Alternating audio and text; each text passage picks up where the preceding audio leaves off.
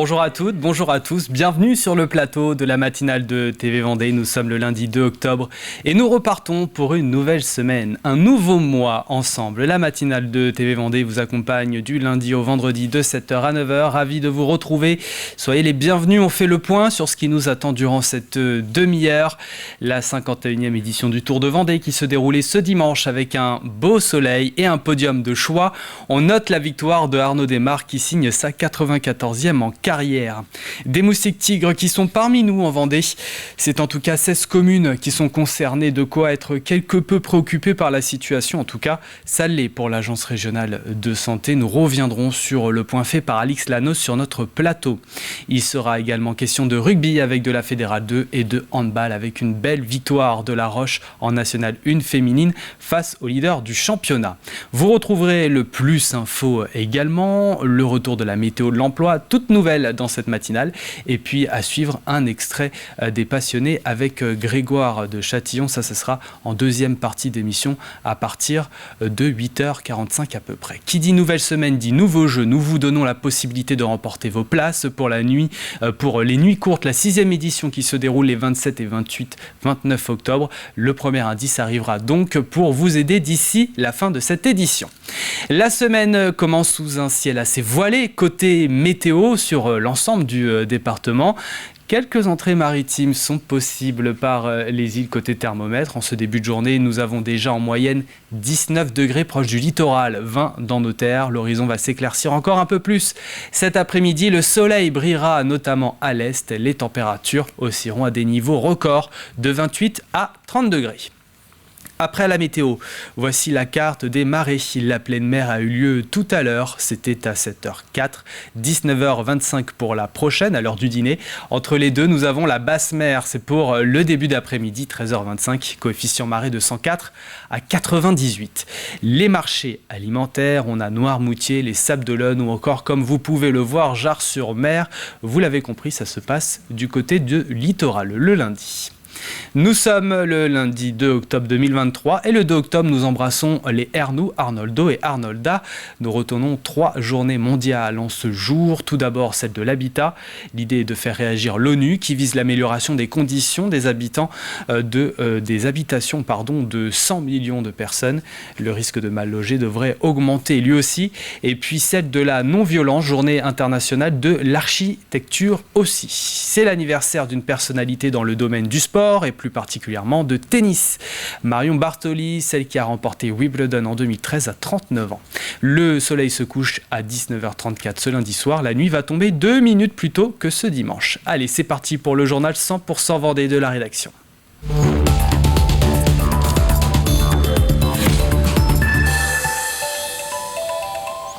La 51e édition du Tour de Vendée se déroulait ce dimanche sous un soleil estival et avec un podium de choix. La victoire de Arnaud Démare d'abord qui signe sa 94e en carrière.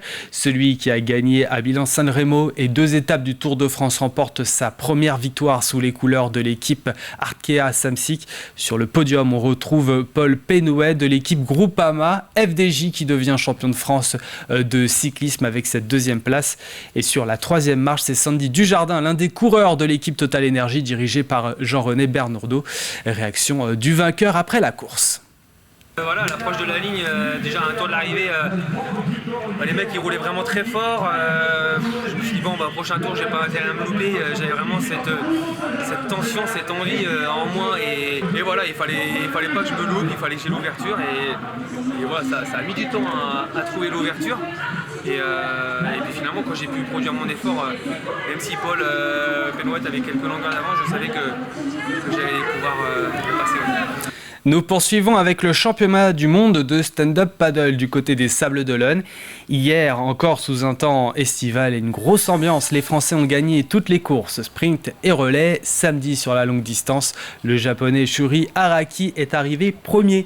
Titouan Puyo, deuxième après un sprint contre un autre concurrent japonais, Rai Taguchi, qui l'a devancé pendant toute la course. Globalement, la journée a été plus mitigée samedi pour nos Français. Dans toute autre chose, nous vous rappelons que l'accueil des urgences est exceptionnellement suspendu ce matin à partir de 8h30 à Fontenay-le-Comte et ce jusqu'à demain matin, même heure. Cela fait suite à la défection de médecins remplaçants. Une autre fermeture est annoncée également mercredi dès 18h30 jusqu'au lendemain matin aussi 8h30. Il est demandé de contacter le 116 117 pour les soins non programmés, le 15 pour les urgences vitales. 2 soignants restent cependant présents pour recevoir les patients qui viendraient à se présenter par leurs propres moyens. Et c'est un sujet actuel de santé publique. Le moustique tigre est bien implanté chez nous dans la région. Ce sont 16 communes qui sont considérées comme colonisées en Pays de la Loire. De quoi être quelque peu préoccupé par la situation. En tout cas, ça l'est pour l'Agence régionale de santé. Un point sur la situation a été fait la semaine dernière. Pourquoi faut-il craindre ce moustique? Qu'en est-il de la situation dans notre département? Quelles communes les hébergent et que faut-il faire pour nous éclairer sur les particularités de cet insecte et sa présence sur notre territoire? Alix Lano, c'était sur le plateau du journal de 18h30 vendredi soir. Il est noir et blanc avec des pattes striées et une ligne blanche qui part de la tête jusqu'au thorax. C'est une petite bête, il fait 5 mm environ, il est plus petit que les autres espèces de moustiques. C'est une espèce envahissante qui nous vient d'Asie du Sud-Est et qui prolifère tranquillement mais sûrement sur de nombreux territoires, notamment la France et la Vendée. Et pourquoi est-il plus à craindre que les autres? Eh bien parce qu'il est susceptible de véhiculer certaines maladies infectieuses comme Zika, le chikungunya ou encore la dengue, des maladies toutes soumises à déclaration obligatoire auprès de l'ARS pour pouvoir justement suivre leur évolution. Mais attention, c'est pas parce qu'on se fait piquer par un moustique tigre qu'on va forcément être infecté par une de ces maladies. Il faut d'abord que le moustique ait piqué quelqu'un de malade pour ensuite devenir vecteur et transmettre la maladie s'il pique à nouveau. Y a-t-il des cas déclarés de ces maladies en Vendée? Eh bien, pas de Zika ou de chikungunya cette année. En revanche, dans les Pays de la Loire, 84 cas de dengue ont été déclarés en 2023, 16 dans notre département.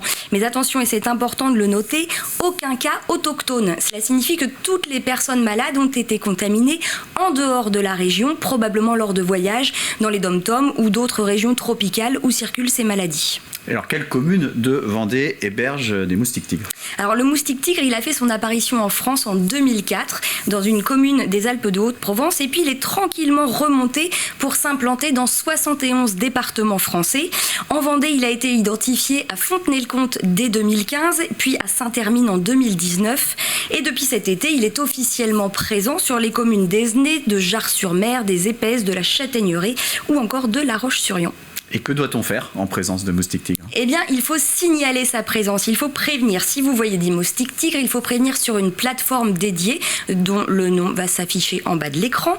Enfin, si vous pensez être infecté par une de ces maladies, si vous avez une forte fièvre soudaine après une piqûre, eh bien, restez chez vous pour éviter de vous faire piquer à nouveau et de pouvoir transmettre la maladie à d'autres personnes.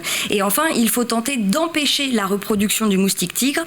La petite bête pond ses œufs généralement dans des eaux stagnantes, donc des jouets qui traînent dans le jardin, une coupelle de pots de fleurs, un arrosoir, un récupérateur d'eau peuvent servir de site de ponte. Donc il appartient à chacun d'être vigilant. L'arrivée du moustique tigre, son invasion est inéluctable, mais on peut la ralentir et la réguler. Un anniversaire, celui de la restauration de Saint-Michel à Sèvremont. C'était il y a 10 ans. La statue de l'archange qui surplombe le département avait été hissée sur le clocher de l'église Saint-Michel-Mont-Mercure le 29 septembre 2013. À cette époque, des milliers de personnes avaient assisté au spectacle malgré une météo incertaine. 10 ans plus tard, ce week-end, une fête était organisée. Le public était attendu au pied de l'église sur l'aire de camping-car. Elle a été mise en place en 1877, si mes souvenirs sont bons. Et c'est une statue qui est l'identique de la statue de Fourvière à Lyon, qui avait été mise en exposition à l'exposition universelle de 1875. Donc c'était le curé Minier à l'époque, qui était curé de Saint-Michel-Mont-Mercure, qui a réussi à faire venir une statue à l'identique de celle de Fourvière, puisque c'était celle de Fourvière qu'il souhaitait avoir. Et puis finalement, comme elle était prise par la ville de Lyon, ils ont refait faire la même L'architecte a réussi à faire la même exactement, copie conforme. Gros plan à présent sur un projet mené par le Conseil municipal des jeunes de Saint-Gilles-Croix-d'Huy. Le CMJ a pour but de les initier à l'exercice de la citoyenneté et de la démocratie, et ce en mettant en place des projets qui leur tiennent à cœur dans des domaines variés tels que la solidarité, la prévention, l'environnement ou encore le sport. Une boîte à dons où l'on peut déposer des jeux, des livres ou objets destinés aux enfants et jeunes de 0 à 18 ans a été mise en place. Réalisée avec l'aide de la MFR et de la municipalité, c'est une démarche contre le gaspillage que nous présente Colline Davy. Au détour des quais se niche une nouvelle cabane, une boîte à dons. Un projet mené par le conseil municipal des jeunes avec un but principal. C'est une démarche de non-gaspillage. C'est dès qu'on a des jouets qu'on veut plus s'en servir, qu'on peut pas vendre, pas non plus que ce soit en mauvais état, qu'on veut pas vendre, le mettre dans cette boîte à dons. Comme ça, si des personnes veulent récupérer ça et en mettre d'autres à la place, ça va être possible pour eux. Des jouets comme exemple, car cette boîte a la particularité d'être uniquement réservée aux enfants. Et à l'intérieur, tout est pensé en ce sens. On a plusieurs tranches d'âge. On a les 0-5 ans, pour ceux qui sont beaucoup plus petits. Donc l'étagère est un peu plus grosse, parce que souvent les enfants ont des objets un peu plus petits. On a les 6-11 ans, donc c'est une taille normale comme les autres.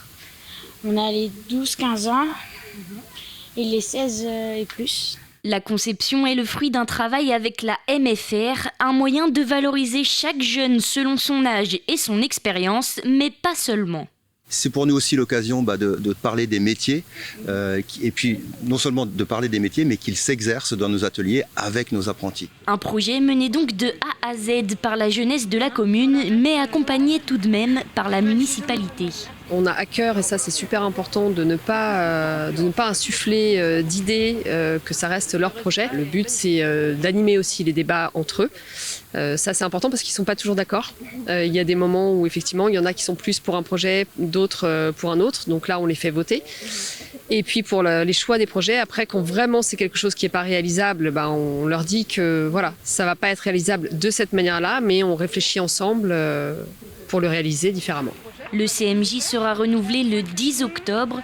La nouvelle équipe pourra ensuite se lancer dans de nouveaux projets solidaires comme celui-ci.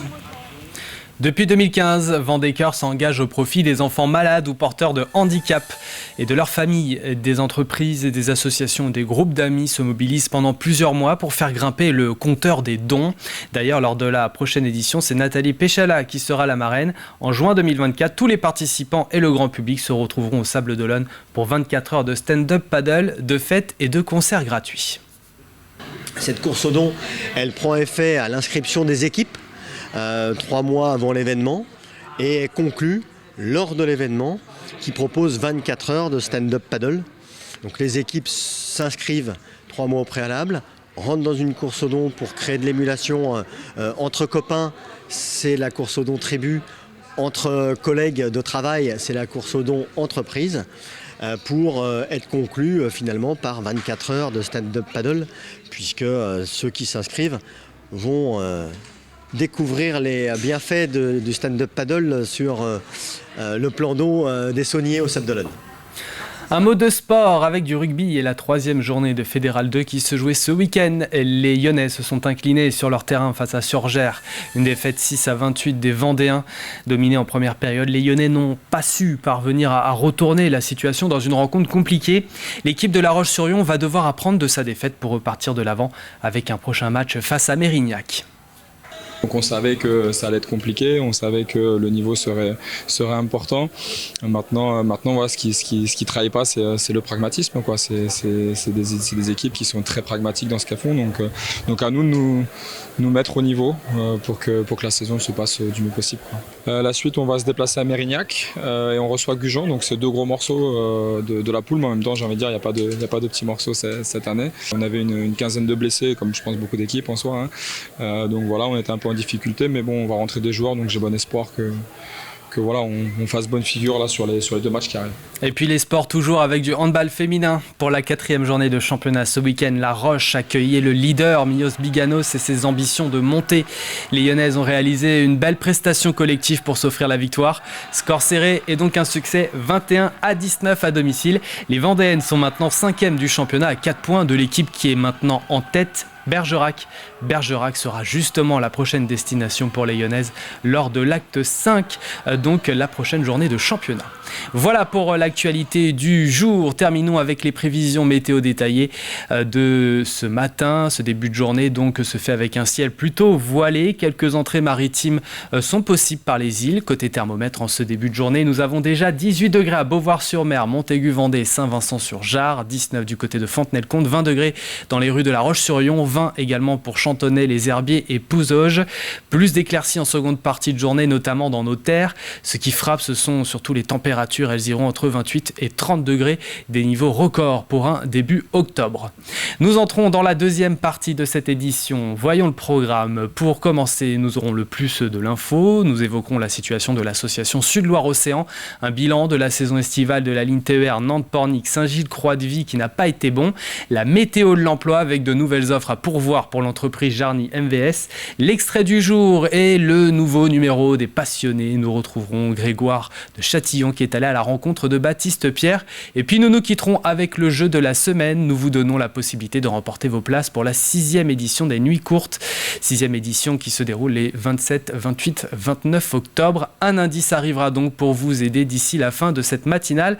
Restez bien avec nous. Allez, le plus info, c'est parti.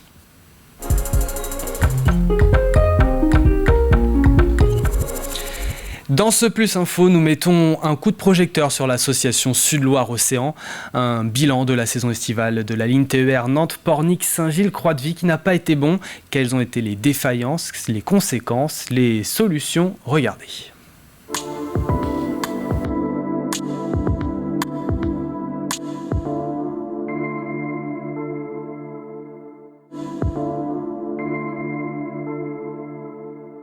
La saison a été très mauvaise, avec une recrudescence des pannes de signalisation et d'équipement, en particulier de passage à niveau. La semaine du 15 août a été vraiment lamentable.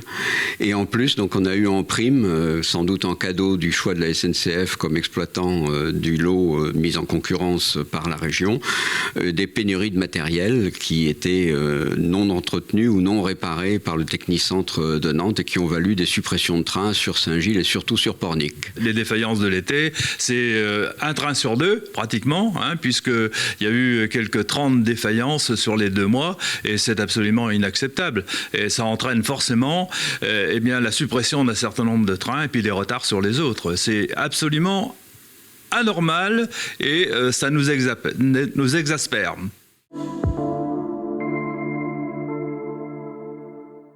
Eh bien, c'est lorsqu'on se présente en gare, on ne sait jamais comment va se dérouler le voyage. On ne sait pas si le train va être supprimé ou s'il va circuler. S'il circule, on ne sait pas s'il va y avoir un incident et on va tomber en panne et on arrivera en retard au travail ou à la correspondance en gare de Nantes sur les autres directions. Et donc, ce sont des soucis, des tensions, du stress, des heures perdues, des difficultés pour obtenir des rendez-vous professionnels ou aboutir à son voyage initial avec les correspondances ultérieures dans les autres gares en France, et notamment pour les personnes qui voyagent avec des bagages et des enfants ou des réunions de famille. Il faut qu'il y ait responsabiliser les acteurs, et pour la meilleure façon de responsabiliser les acteurs, c'est de taper là où ça fait mal, c'est-à-dire au portefeuille. Donc on demande à ce qu'il y ait des pénalités pour SNCF Réseau quand ces équipements tombent en panne, puisque SNCF Réseau vient de prendre l'initiative de réclamer des pénalités à la région. Il faut que ça circule dans l'autre sens, ça ne doit pas être des pénalités à sens unique. Et d'autre part, les heures perdues par les usagers doivent être remboursées aux usagers sur la base de ce qui est calculé pour la rentabilité des équipements collectifs, autoroutes ou lignes à grande vitesse, c'est-à-dire le temps gagné est estimé à 10 à 15 euros de l'heure. Eh bien, le temps perdu doit être estimé de la même façon et remboursé aux usagers. Il arrive un moment où, quand il y a trop d'incidents, d'une part, les usagers ne font plus confiance, donc ils ne prennent plus le train, et petit à petit, tout se dégrade.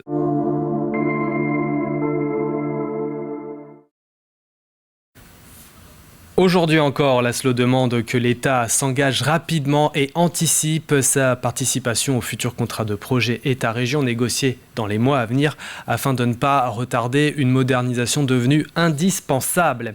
Et je vous le disais, c'est le retour de la météo de l'emploi aujourd'hui. C'est parti.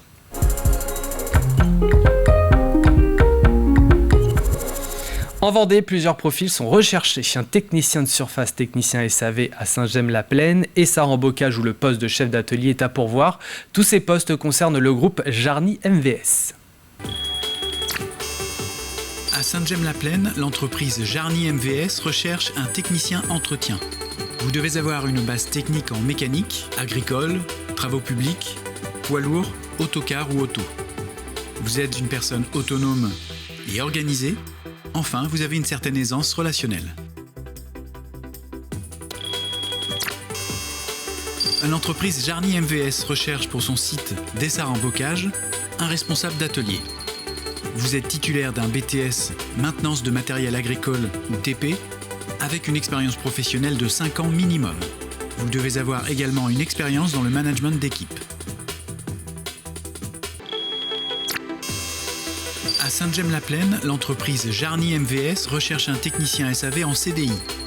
Les profils recherchés doivent au minimum avoir un niveau BEP CAP, maintenance matériel agricole, et ou des expériences de minimum 2 ans en tant que mécanicien matériel agricole. Voilà pour cette première météo de l'emploi de la saison. À vos CV maintenant, à vous de jouer. Le nouveau numéro des passionnés du jour avec Grégoire de Châtillon. Voici son extrait.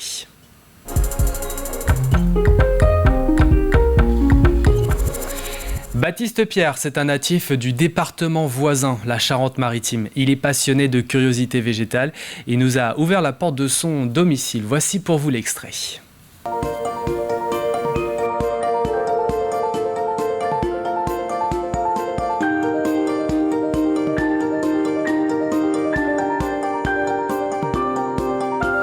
Qui es-tu, Baptiste ?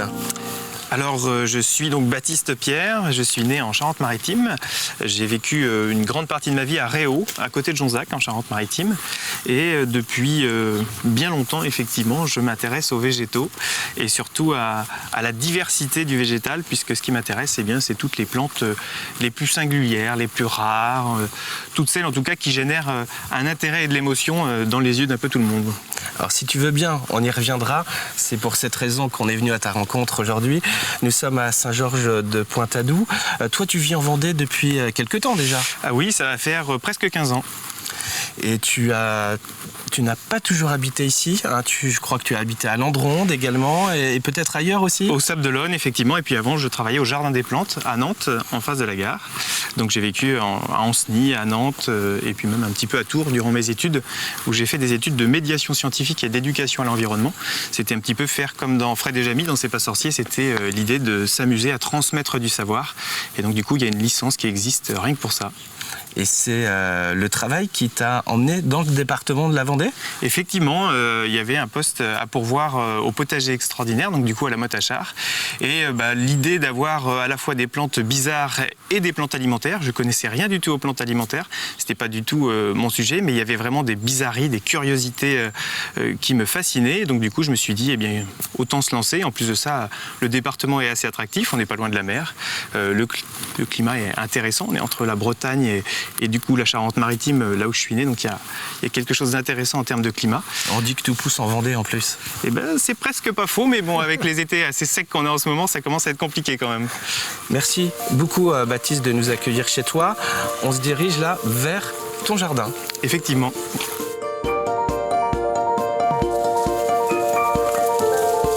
Curieux.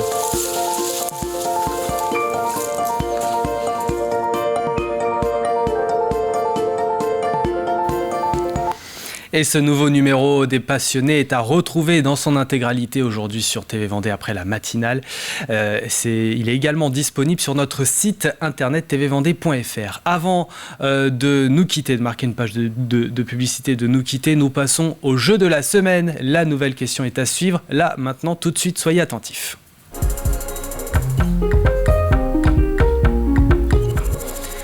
Et cette semaine, nous vous faisons gagner non pas 1, 2 ni 3 téléspectateurs, mais 4. Chacun de ces gagnants bénéficieront de 2 passes pour l'intégralité de la 6e édition du Festival des Nuits Courtes. Ça se passe sur 3 jours pendant les vacances de la Toussaint, les 27, 28 et 29 octobre. Oui, cette année, l'association Fontenay en Seine a vu les choses en grand. Au programme du rock, de la chanson avec Isaiah, Pomme ou encore Julien Garnel, du hip-hop avec PLK, Zola Bécard et Uzi Fregia. Il y a aussi un spectre large de musique électronique avec Vladimir Cauchemar, Mandragora et notamment Wax Taylor. Pour les avoir, ces passes, il faut répondre correctement à cette question. Quel est le nom du concours national qui a eu lieu à La Roche-sur-Yon les 23 et 24 septembre? Voici le tout premier indice, vous les trouverez dans vos assiettes. Vous les trouverez dans vos assiettes, c'est le premier indice. Bon, il y en a d'autres qui vont arriver d'ici la fin de semaine si ça ne vous dit rien. Pour jouer, c'est sur tvvendée.fr. Voilà pour la matinale de ce 2 octobre 2023. L'info revient à 12h30, ce sera avec Julie Morini. Passez une excellente journée sur TV Vendée.